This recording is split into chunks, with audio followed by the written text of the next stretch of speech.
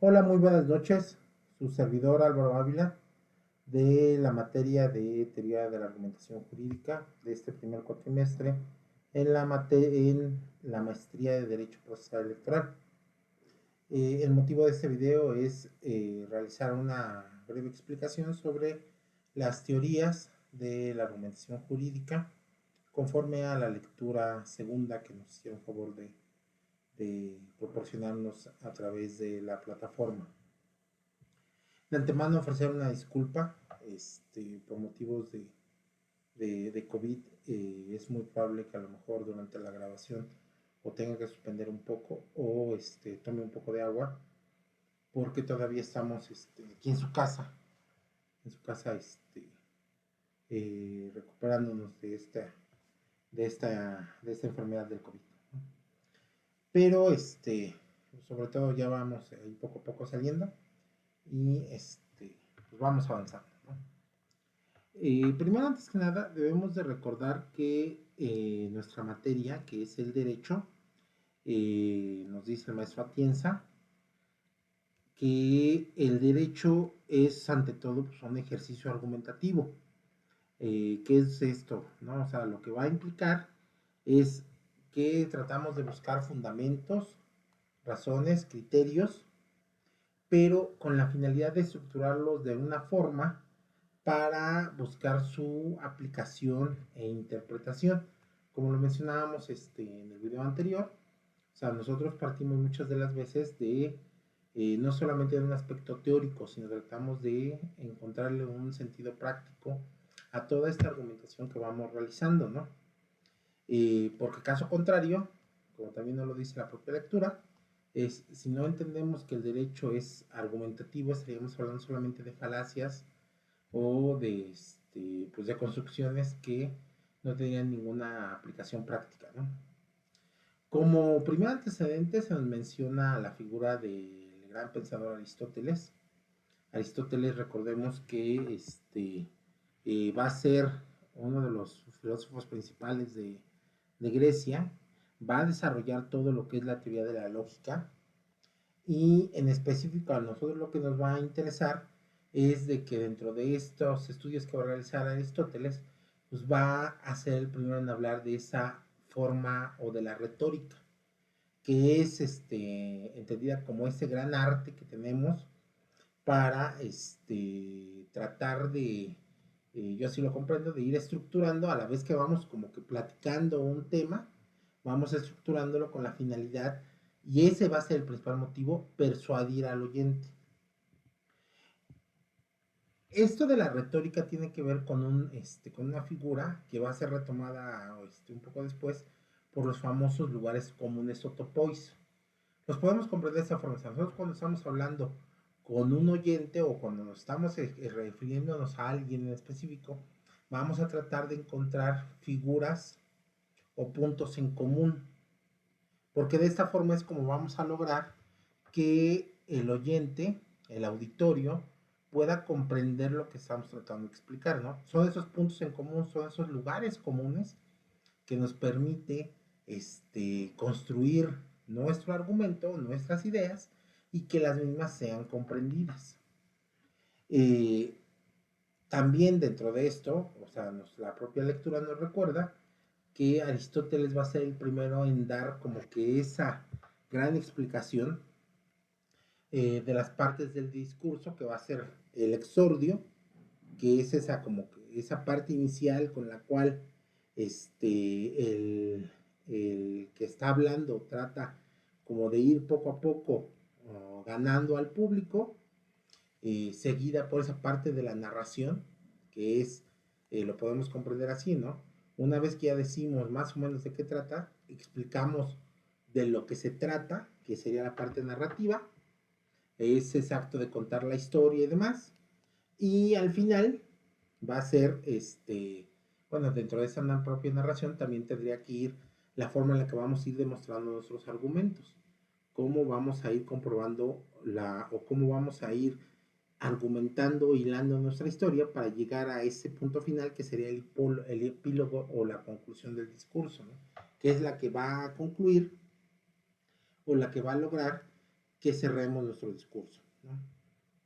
Como un segundo antecedente tenemos la figura del gran orador Cicerón, el gran orador romano, que es el gran ejemplo, incluso que tenemos nosotros los abogados, como aquella figura que exponía los grandes temas y trataba de ir convenciendo de los mismos al auditorio, y al final pues no, la propia lectura nos comenta de que es una figura tan relevante porque lo que buscaba no solamente es manifestar o en su caso pues exponer, podríamos decirlo así tal cual, sino la finalidad de esta figura que manejaba Cicerón era también la de enseñar, conmover y pues, lograr esa forma de convencimiento, esa forma de que se agradara la historia, así lo comprendo, en la cual pues poco a poco Cicerón manejaba sus argumentos, convencía y explicaba a la vez y enseñaba, que era lo más relevante. Avanzando, se nos recuerda la teoría de Theodor Vivek, en la cual volvemos a hablar de lo que es el tema de los famosos tópicos jurídicos o esos lugares en común. Y al final, lo que nos va a decir Vivek es que él entiende que un problema es aquello que permite tener más de una respuesta, que eso es lo principal de la argumentación. O sea, lo podemos entender de esta forma. O sea, en una conducta determinada yo puedo argumentar tanto a favor o en contra, porque esa es parte de la función del abogado. Hay el abogado que va a acusar, que sería, pensemos, el MP, el abogado que va a defender, que sería pues, el defensor público o en su caso el defensor privado, pero podemos también entender una tercera figura partiendo de esos lugares en comunes, que sería la descripción del hecho en sí como tal dentro de la ley, que es la función del juez. El juez va a argumentar por qué considera una u otra, o en su caso, podría darse la situación en la cual el juez vea viable una tercera solución, ¿no? Al fin y al cabo, eso creo es lo que entiendo de la idea de Vivek, de los tópicos o de los lugares comunes, y de que el problema puede tener muchas interpretaciones o muchas explicaciones, ¿no? La siguiente teoría que nos hablan es la del maestro Charles Perlman, en la cual se va a partir de la lógica jurídica, pero de esta lógica que deriva de la retórica, que volvemos a lo mismo, retórica como entendida como esa forma de tratar de explicar y convencer, y al final la argumentación jurídica la va a entender como ese paradigma, ¿no?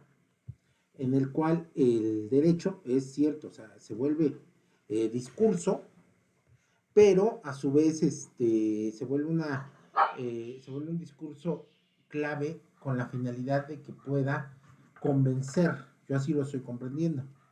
¿Por qué? Porque nos va a decir Perlman que esta idea del discurso jurídico es con una finalidad. Nos vamos a encontrar a dos tipos de auditorios, que son los auditorios universales, que es en el cual pues nos dirigimos con la finalidad solamente como que de explicar. Yo lo comprendo de esta forma, en el cual nosotros cuando leemos una reforma de ley o cuando leemos la propia normatividad, somos parte de ese auditorio universal. O sea, nada más nos están tratando de explicar cómo se hace la descripción teórica de un hecho. Pero la segunda forma de auditorio es el auditorio particular, en el cual ahora sí es un punto determinado con la finalidad de que se explique y se pueda convencer. Ejemplo de esto, ¿no? Sería que nosotros adecuamos una narración de hechos, como lo decíamos, nosotros podemos leer en la normativa cómo se describe un determinado ilícito y somos parte de ese auditorio universal. Pero cuando nos volvemos de esa parte del auditorio particular, es porque un juez o un abogado nos está tratando de argumentar, nos está tratando de explicar cómo eso nos va a afectar directamente a nosotros. Y eso es con la finalidad de persuadirnos o de convencernos, que sería lo principal de la teoría del maestro Perelman. La siguiente teoría es la que nos habla del maestro Tolmin, Stephen Tolmin, en la cual nos dice que él va a partir, o su estudio va a ser, tratando de buscarle, yo así lo comprendo, la forma más científica posible a la argumentación. La propia lectura nos recuerda que él se basó mucho en la física, en las matemáticas, para tratar de entender cómo argumentábamos. Y de primera mano nos dice que su teoría está basada en 4 elementos, que serían las pretensiones, las razones, la garantía y el respaldo. La pretensión lo entiende como ese horizonte de inicio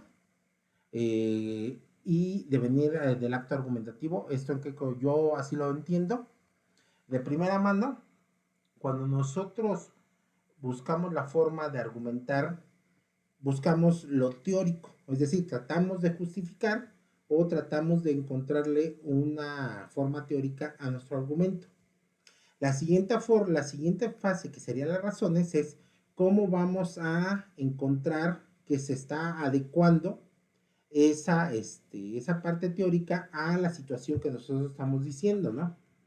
Y es de tal forma que por eso que las razones, nos dice la lectura, están basadas en hechos concretos. Y la siguiente parte de esta teoría, que serían las garantías, son las reglas, o sea, son las reglas en específico que permiten que una vez que ya encontramos esa regla teórica, que la tratamos de ajustar a los hechos, cómo la podemos aplicar. Yo así lo estoy entendiendo. Si nosotros decimos que teóricamente se está cometiendo un robo y describo los hechos, la siguiente parte, que serían las razones, más bien que diga la garantía, son aquellas que nos va a decir que comete el delito de robo aquel que se apropia de algo que no le pertenece, ¿no? Pero el hecho de argumentar, el hecho de explicar el por qué estamos entendiendo que está apropiando, serían esas garantías.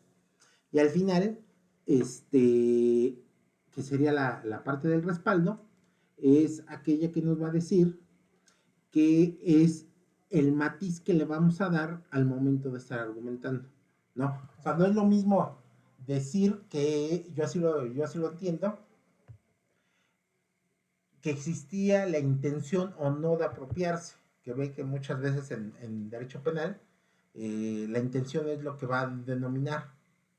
Entonces, cuando nosotros tratamos de explicar a través de la argumentación el por qué damos por hecho que sí existía esa intención de apropiarse de la cosa, es porque estamos justificando a través de estas partes, ¿no? La siguiente teoría jurídica es la del maestro Neil McCormick, en la cual de primera mano nos indica que la argumentación cumple una función de justificación. Es decir, existen una serie de hechos o evidencias fácticas y a su vez existen las normas positivas del derecho. El argumentar es un proceso en el cual vamos a justificar por qué se está hablando de tal forma o por qué estamos entendiendo que lo podemos encuadrar en ese determinado sentido. Lo que implicaría construir fundamentos y que nos den esta dimensión propia del derecho. Entonces, recapitulando, ¿no? O sea, tenemos unas cuestiones fácticas, hechos, evidencias, y conforme a la teoría de McCormick nos va a decir que lo que vamos a hacer es justificar el por qué estamos tomando esta decisión, el por qué estamos llegando a esa conclusión, y la argumentación es lo que nos va a lograr explicarnos el por qué estamos decidiendo de una forma o de otra. Perdón. La siguiente teoría es la del maestro Habermas.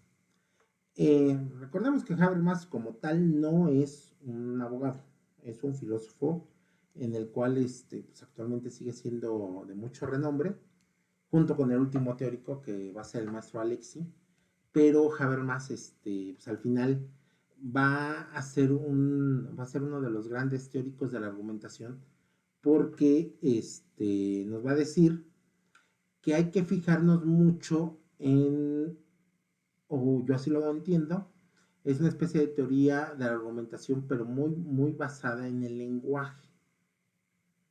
Toda la teoría de Habermas va a estar basada mucho en la forma en la que estamos usando el lenguaje.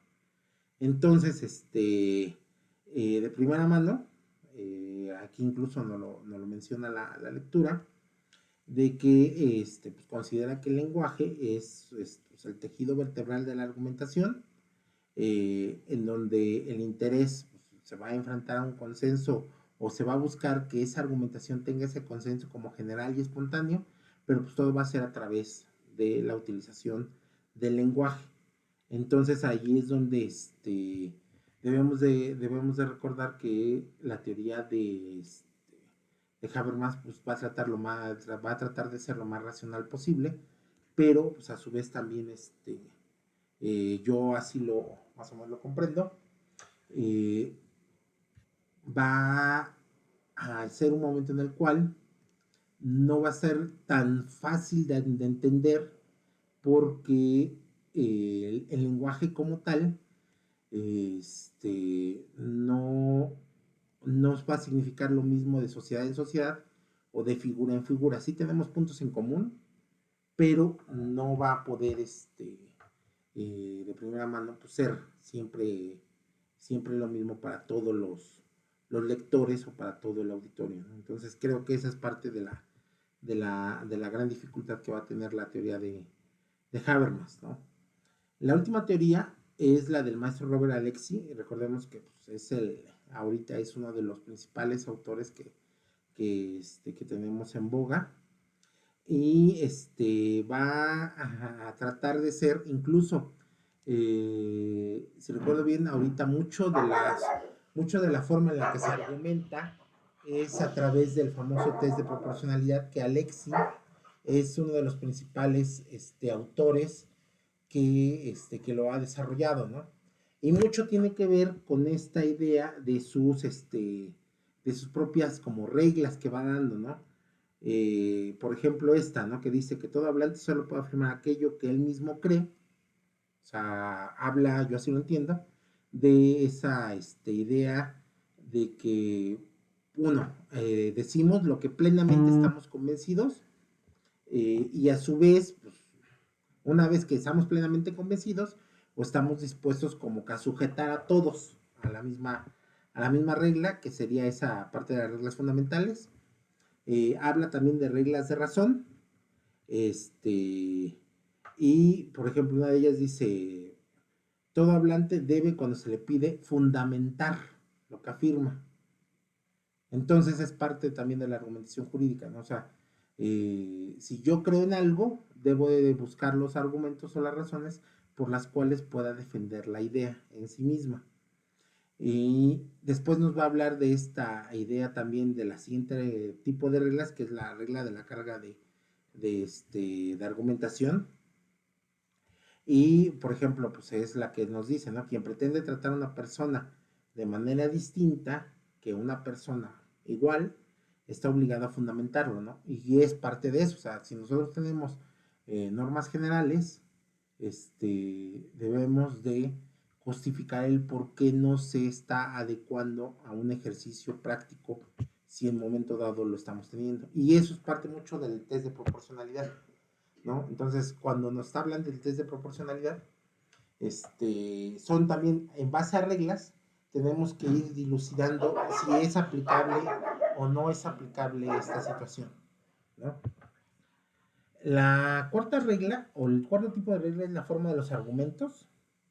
En cuanto a esto, pues es un poco más teórico, porque vamos a estar hablando mucho de el propio Alexi en su libro, si recuerdo bien, nos habla mucho de esta situación.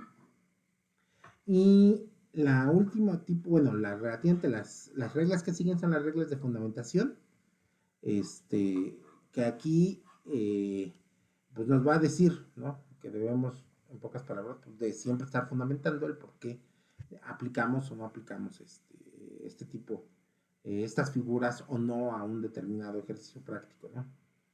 Eh, Finalmente, la propia lectura concluye con dos ideas que son los argumentos a partir de principios, que es, o sea, argumentar a partir de los principios generales del derecho, o sea, dice que sí podría ser viable, pero, relativamente, pues, o sea, los principios generales del derecho son como que esos refranes o máximas sagradas que tenemos los abogados, ¿no? Pero la cuestión aquí es que, este, no podemos tener certeza de que estas reglas, yo así lo entiendo, sean viables de forma expresa, ¿cómo podríamos decirlo? O sea, si yo digo que aquel que afirma está obligado a probar y quiero argumentar a partir de ese hecho, también debería, o sea, yo así lo estoy entendiendo, doy por hecho que siempre que alguien que afirma va a tener la suficiente capacidad para llegarse de pruebas. Y podría darse el caso que no contemple alguna cuestión externa que le inhiba o que no le permita obtener pruebas suficientes, ¿no? Entonces, yo podría hacer una aseveración en la cual decir que alguien, o sea, que yo soy inocente, pero pues en su caso no alcanzo todavía a tener la suficiente capacidad probatoria. Y eso es parte como que de la idea de argumentar en base a principios. O sea, sí es bueno argumentar a base de principios, pero también deberíamos, y esa sería la contraparte, que es lo último que nos menciona la lectura, que es la argumentación en base a los hechos, en la cual, o sea, ya decimos, a ver, teóricamente tenemos una serie de hechos y en base a estos vamos a estar construyendo nuestro argumento. La desventaja de conformar los hechos es de que muchas de las veces los hechos, cuando los vemos de forma concatenada, nos podrían llegar, yo así lo comprendo, nos podrían llegar a deducciones o especulaciones que también nos suenan lógicas, que podríamos caer en falacias.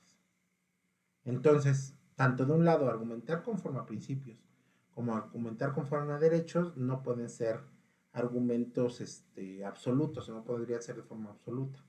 Deberíamos de contemplar, yo así lo comprendería, una idea intermedia en la cual podamos tener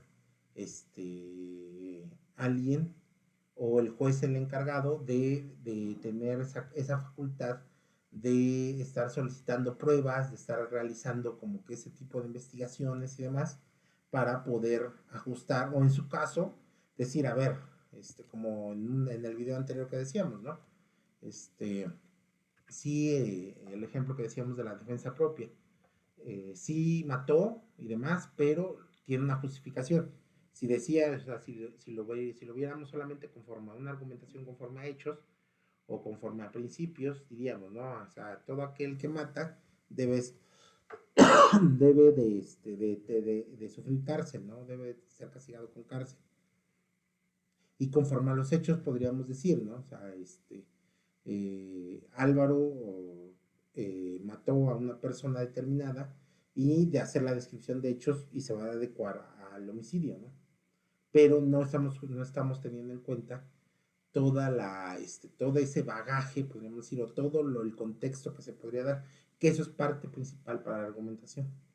Así es como lo comprenden, ¿no? O sea, mucha de la argumentación jurídica que hacemos actualmente parte de tener siempre la idea de que, uno, todos los hechos podrían sí estar sujetos a prueba, los propios principios podrían ajustarse, pero pues hay ocasiones en las cuales las propias conductas nos podrían indicar alguna solución y no siempre va a ser la más viable, ¿no? Al final creo que es un gran ejemplo el ir recuperando poco a poco estas teorías a la argumentación jurídica. Creo que seguimos avanzando poco a poco con esa misma finalidad, porque pues, el derecho es algo cambiante. Justamente, por ejemplo, ahorita, ¿no? Con la idea de la reforma electoral, en la cual el presidente dice una cosa, llega a la Cámara de Diputados, le agregan otra cuestión y se generan argumentaciones tanto a favor o en contra. Entonces, y ahí ya hablamos del plan A, del plan B, del plan C, ¿no? Entonces, hay argumentaciones que nos podrían decir que el plan A es correcto y argumentaciones que el plan B es correcto y argumentaciones que el plan C es correcto, ¿no? Entonces creo que al final es parte mucho del propio desarrollo jurídico de los abogados, el poder diseñar argumentos que puedan defender o incluso atacar una posición u otra. Muchísimas gracias.